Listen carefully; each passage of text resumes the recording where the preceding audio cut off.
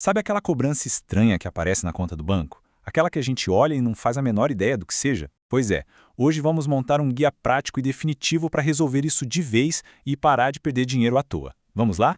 Quem nunca, né? Aquele momento que a gente abre o extrato e dá de cara com um débito que simplesmente não faz sentido. É uma sensação bem ruim. Mas o nosso objetivo aqui é transformar essa confusão toda num plano de ação bem claro e eficiente.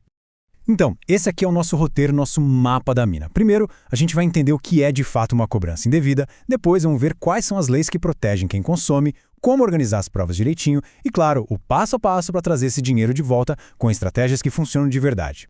Bom, para começar, a gente precisa saber exatamente contra o que estamos lutando, né? Definir o que é uma cobrança indevida é o primeiro e mais importante passo para construir um argumento que não dê margem para discussão com o banco.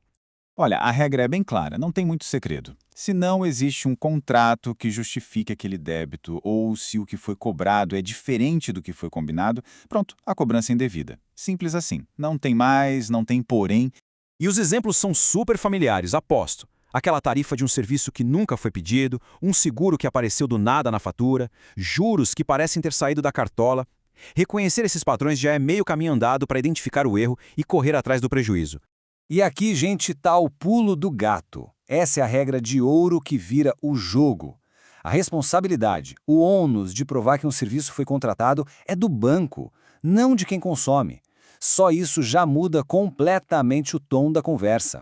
Agora, vamos falar da nossa arma secreta nessa história toda, a lei.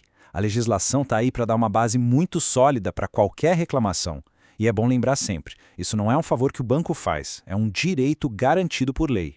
O Código de Defesa do Consumidor, o famoso CDC, é o nosso principal aliado. O artigo 14, por exemplo, diz que a responsabilidade do banco é objetiva, ou seja, se houver falha, ele responde e pronto. O artigo 6º garante informação clara. E o 42? O 42 é poderoso. Ele prevê a devolução em dobro do que foi pago indevidamente. Então, traduzindo isso tudo para um bom português, a lei joga a responsabilidade da segurança e a obrigação de provar qualquer contratação totalmente no colo da instituição financeira. Se o banco falhou nisso, ele tem que corrigir e devolver o dinheiro. Ponto final. Certo, mas antes de sair ligando ou mandando e-mail, tem um dever de casa essencial. Um passo que pode de verdade definir se a reclamação vai dar certo ou não. Organizar as provas.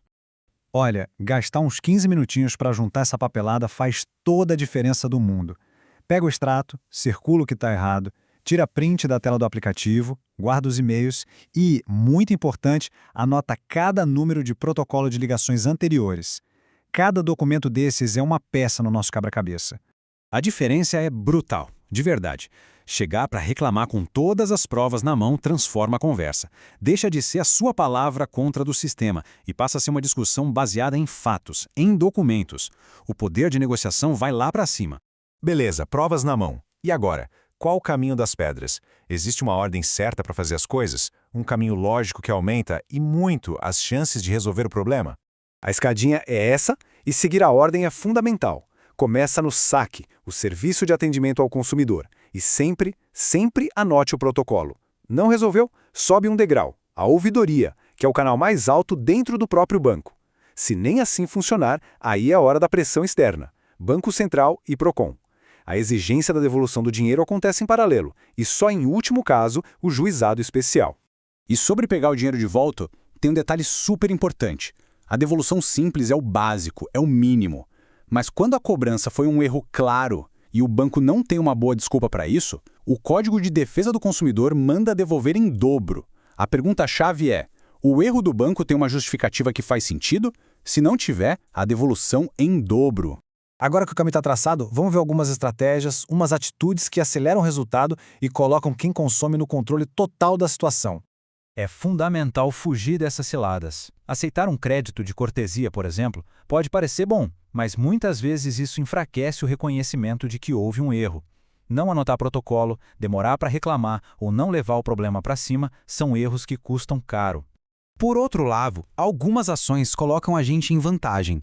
Usar os termos certos como falha na prestação de serviço já mostra que se conhece os direitos. Ser direto ao ponto, documentar absolutamente tudo e não ter medo de escalar o problema, isso demonstra uma postura de quem não vai desistir fácil. E no fim das contas, tudo se resume a isso. A postura muda o resultado. Um consumidor bem informado, que sabe quais são seus direitos e os passos que precisa seguir, é tratado de uma forma completamente diferente, com muito mais seriedade pelo banco. Para a gente fechar com chave de ouro, vamos juntar tudo num checklist bem prático, um guia para sair daqui e já começar a agir. Então, aqui está o plano de ação resumido. Marque as cobranças, salve as provas, ligue para o saque e pegue o protocolo. Não resolveu? Sobe para a ouvidoria. Registre a queixa nos órgãos certos e exija o que é seu por direito. Cada passo, na ordem certa, deixa a solução mais perto. E é muito importante ter essa mentalidade. Uma cobrança sem contrato não é uma taxinha de manutenção ou um custo do sistema. É uma violação clara de um direito. Enxergar a situação dessa forma muda completamente a nossa atitude. Com todo esse conhecimento em manos, a pergunta final fica no ar. E agora? Como é que está esse extrato bancário? Uma olhada com mais atenção pode ser o primeiro passo para recuperar um dinheiro que já era considerado perdido. A hora de agir é agora.